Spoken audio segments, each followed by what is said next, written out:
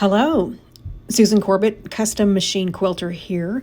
This will be an explanatory video rather than a demonstration of quilting because the process was gradual, halting, and experimental. It didn't really allow for recording and inventing wildly on this unique quilt.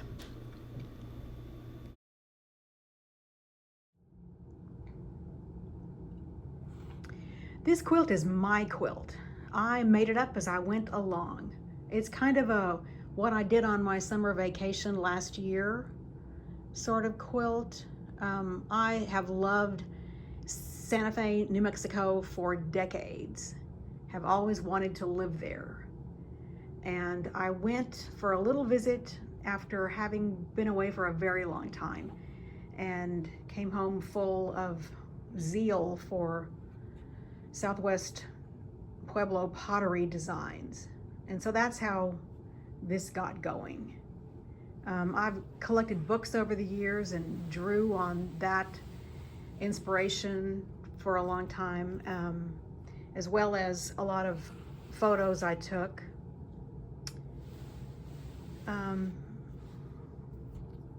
There was no pattern. I was just making stuff up and seeing how I could fit it together, and this is what came out of it.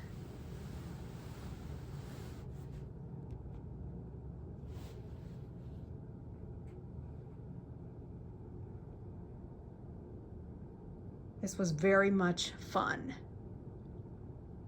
I loved it. I can't wait to do another. I believe I pieced this block first because it was going to be pretty easy, and then moved on to that block up there. I was just making blocks. I didn't know how they were going to go together. And then the next thing I did was make the Lone Star. And then I thought, well, how boring. I love feathered stars. And I thought, why not feather it? So with just barely any searching at all, I found the size I needed to cut those triangles and started cutting and piecing and hoping it was going to work out, and I think it did. And I'm noticing I've forgotten all about that. This piece of fabric, that square also. I think all of those little corners are from the same piece of fabric that this is. And up at the top, there's even some more of it. So that was fun. It adds, just a little hint of more color. I think that's great. I hadn't made a Lone Star in a long time, and I'd forgotten how tricky it is. There was one patch in the middle that gave me all kinds of trouble because it wasn't cut well enough on the grain. But I think it's really striking. I love it. I love the way that turned out.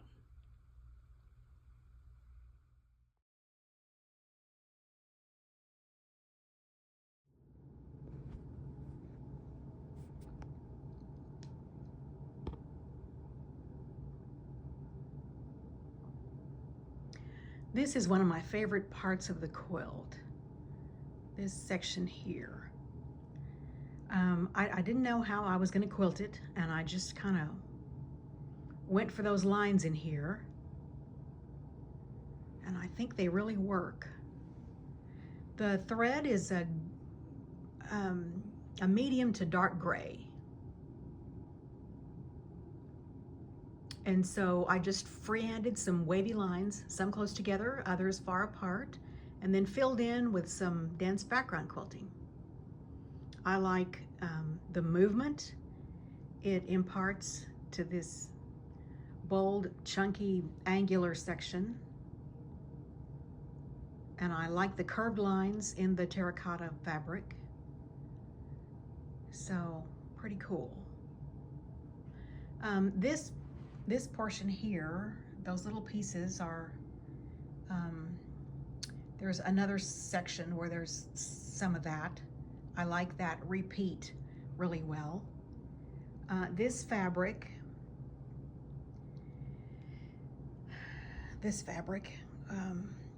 was some leftover quilt backing someone left here. And I don't know, I just thought it wanted to go there for some reason. It's an irregular shape, but I like how it bridged the bottom of the quilt up in with the sky part. I like that a lot. I used this little strip in another part of the quilt and had this part left over, and I just thought it wanted to be in the binding. I really like it there. This section I really like a lot. I used a teal colored thread for the quilting in here. It's just waves, keeping that very basic. The piecing is kind of reminiscent of how the colors go in a woven wool rug. And that was trickier than I thought it was going to. And then when I got to these, you know, just to try and make it fit, this patch here and this one are some of the last pieces of a great big whole cloth sateen piece of fabric that I dyed in a class a long, long time ago. I liked how the colors worked in here. So that's how those made their ways in here. It's been a year since I began making this quilt, and I don't remember how these deer tracks came to be in there. I was looking at all kinds of New Mexico magazines, and I think I must have seen that motif somewhere. And I liked this fabric a lot, and I wanted that in there. And I don't know, they just kind of went together. So I hand appliquéd those in there, and I think they're pretty awesome. Walking around this block.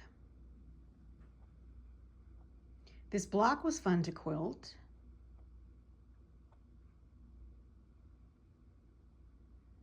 Again, with a combination of the black thread and then some matching background thread. For this block, I adapted this design for the appliqué from a book with loads and loads of pottery designs. So what happened here was this fabric up against this fabric was not a good look. There was no contrast whatsoever. It looked really anemic and pale and boring. So I went back and embroidered that heavy black line around the appliqué. And now I think it's great. And in the background, I've quilted flowers and leaves and other shapes that are also from that same book. Those were flower shapes that would have been on pottery.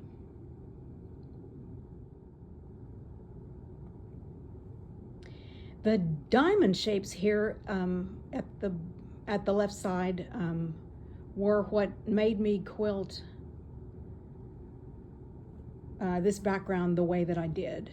I just extended those lines out and then came back and filled in with a little bit of dimensional quilting here, and there's one other place. Good looking zigzag background for this appliqué. That took a lot of time. It was painstaking. I used a Hera marker in places to keep hitting the point, or that could go seriously awry, and I didn't want to mark it any other way. So that worked out pretty well. So here's my owl. This is quite the story. I've been making quilts recently that are just leftover blocks, using up scraps, that kind of thing. And I had bought that the moon fabric a long time ago. I had grand plans for that and it went nowhere. So I've had this circle for the longest time. It's a piece of hand-dyed fabric. I think it's from Sky Dyes, if you can recall that hand-dyed company. That's another piece of fabric I've been using in I don't know how many quilts. You know, that it just slides right in there depending on what colors are coming up. And I thought, well, this is the perfect place to put that moon. And I thought, the sky needs something else, right? It's just a whole bunch of night sky, and then there's that. And I don't know where the owl idea came from. I have a book. It's a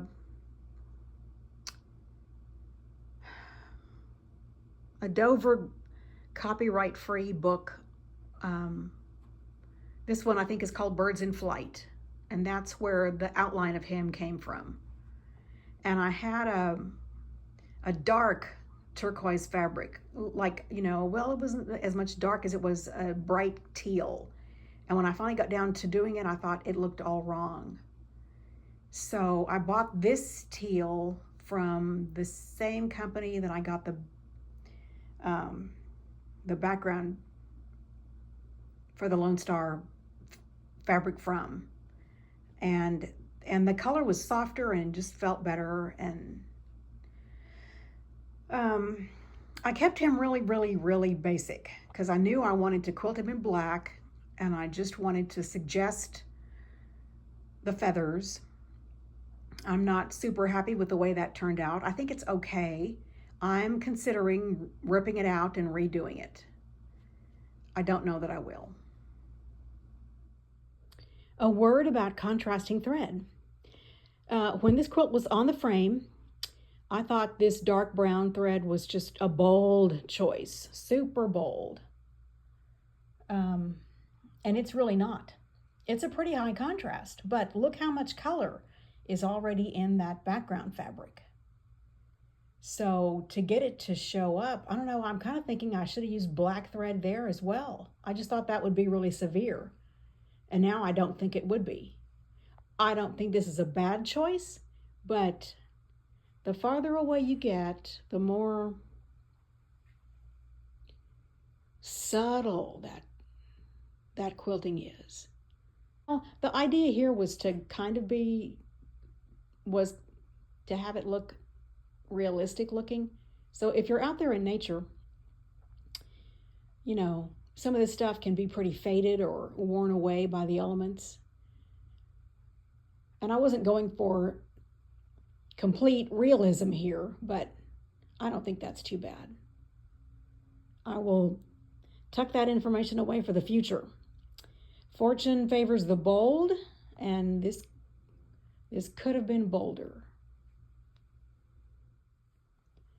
What would have been a disaster would be to match the thread. You'd never see those designs. I mean, there wouldn't be any point at all. So matching, I think, sometimes gets you in last place. If it's a motif you really want to show up, then you've got to go in there and find a way to make it show up, or you're wasting your time. For the star, I chose double lines that go through all the diamonds, and then wasn't happy with it in the end. And I just thought that center section needed something. I sat with it for days and days, and then finally decided to go back and put in a fill, which I think really helped it a lot.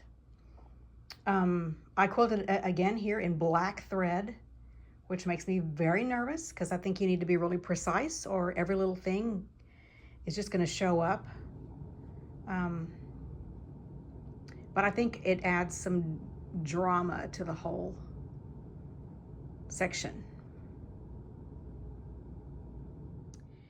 This is a favorite piece of fabric. I bought it years ago and still love it to this day. I used a bunch of it here for the sky, for the night sky.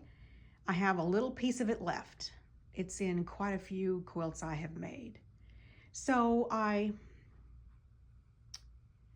stabilized this in a black thread and then went back in with a shiny poly variegated and filled in the non-colored parts of the fabric.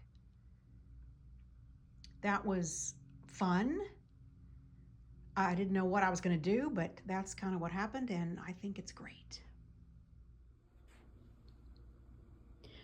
In the upper corners of this quilt, I just wanted to put in some vertical piecing, not just horizontal. And I'm not sure where that desire came from. I don't know if this works or not. I added some curved piecing in here. That's just kind of what happened.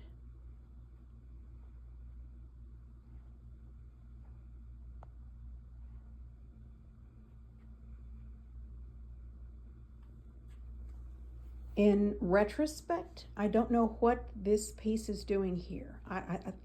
I wish these two had been flipped, but there you are. And here is where I diverged from the variegated I used in this part, switching over to a teal to quilt this area in. This is a lot of fun. I love this kind of quilting.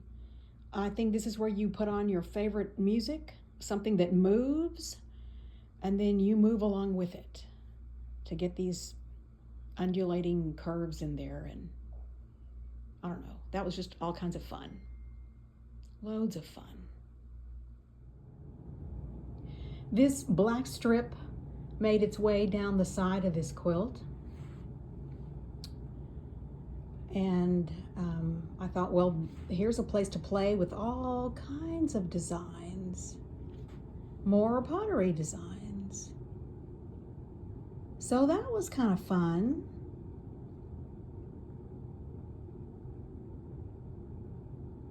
The thread is blue. It's a very subtle contrast. I think it shows up more here in this video than it does in real life.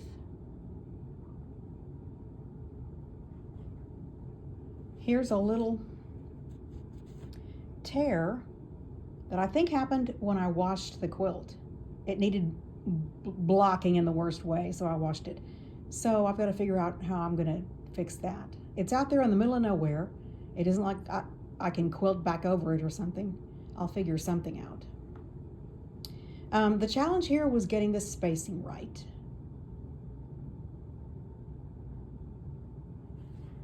I think you can see that I kind of didn't, but it was still all kinds of fun to do and a pretty good place to play. This ladder wanted to be in this quilt. I don't exactly know why. I don't exactly know what it means, but I like it and I like where it is. And this piece of fabric has a little bit of metallic in it. Yeah, there it might show up some. And it reminded me of micaceous clay. So that worked its way in there, and I quilted a stylized snake with metallic thread. And those bright fabrics, I don't know, I just thought they wanted to be there to brighten this section up. And that's part of the fabrics that made its way into the binding on the upper right corner.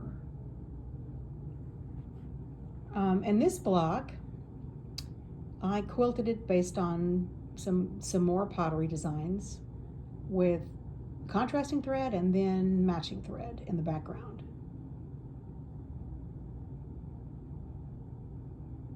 The center fabric is a batik. It made me think of turquoise. And then the darker blue fabric is shot cotton. So this background fabric was hand dyed. I found this piece at a quilt show and wished I'd bought more. What I really like about it is these little bits of color. that are in there. I mean, I loved the fabric to begin with. I thought it would be perfect for this project, but those little bits of color I thought were just perfect. Look how well they relate to this fabric. I think that's really great. And there's a little bit of it left there, right down here and then up there. I love that. So these motifs were a mix. This figure is another by Laura Lee Fritz, and the other two, the arrowhead and the bison, are from a pattern pack of Western motifs. And in retrospect, I wish I had put puffier batting in this quilt, because I now want that bison to really puff up, and he really doesn't. You always know what to do after you've done it, and it's too late. On this part, I quilted another petroglyph, a bear, and an eagle soaring high up in the sky, and then filled in, these are clouds, and I had to throw in some zigzags in there just to fill up some space. I put in a Greek key in here, more zigzag stuff in the backgrounds.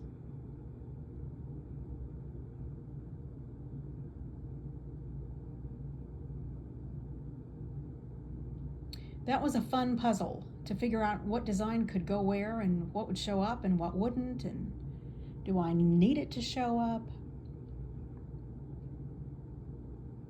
It was so much fun. How I got these motifs in here, because none of these are digitized designs. I enlarged the patterns to the size I wanted them to be, and I just pinned that paper down to the quilt and quilted.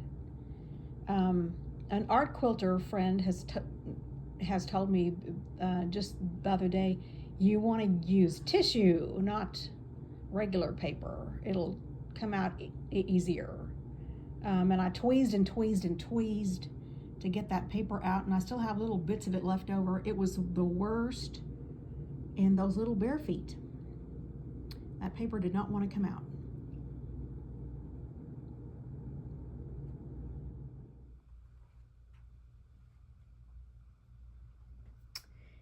This fabric is part of the same fabric that this came from.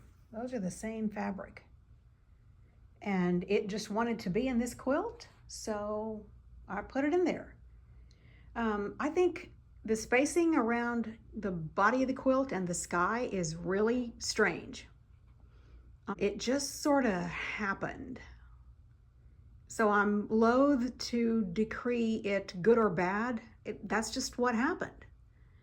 I like this style of working. Make it up as we go along and just have fun and go with whatever wants to happen in the moment. But it was hard. This was really tricky. I pieced the bottom of the quilt pretty quickly, and then when it got to the top part, you know, there was a huge delay. And after I got my owl appliquéd, then I moved on to this part. Because all these angles where it was going to meet here, this angle, boy, that was really strange. And then here, because this fabric isn't straight, this strip right here, there was nothing straight about that.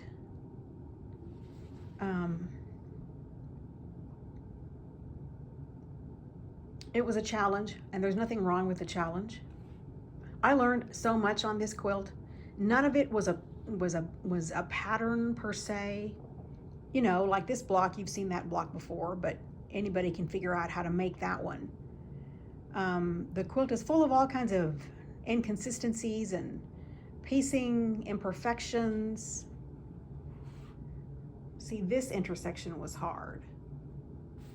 Getting this to work out with those, that was really tricky.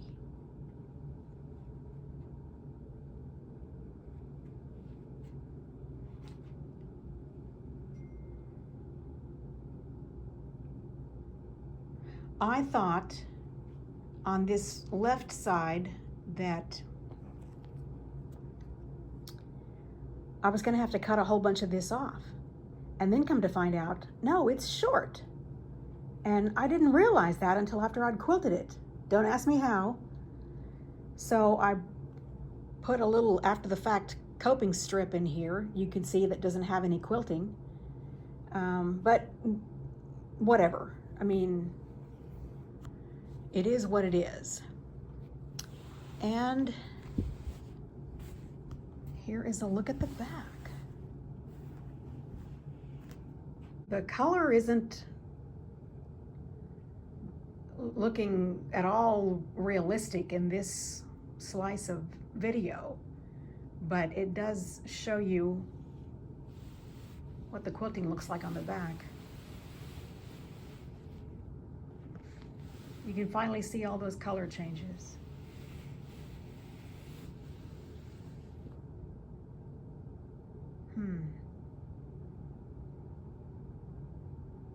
So that was fun. I can't wait to do it again.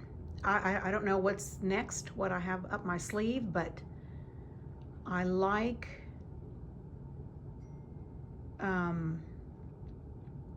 experimenting and playing with new and different things, as opposed to going out and buying somebody else's pattern and making a quilt that zillions of other people have.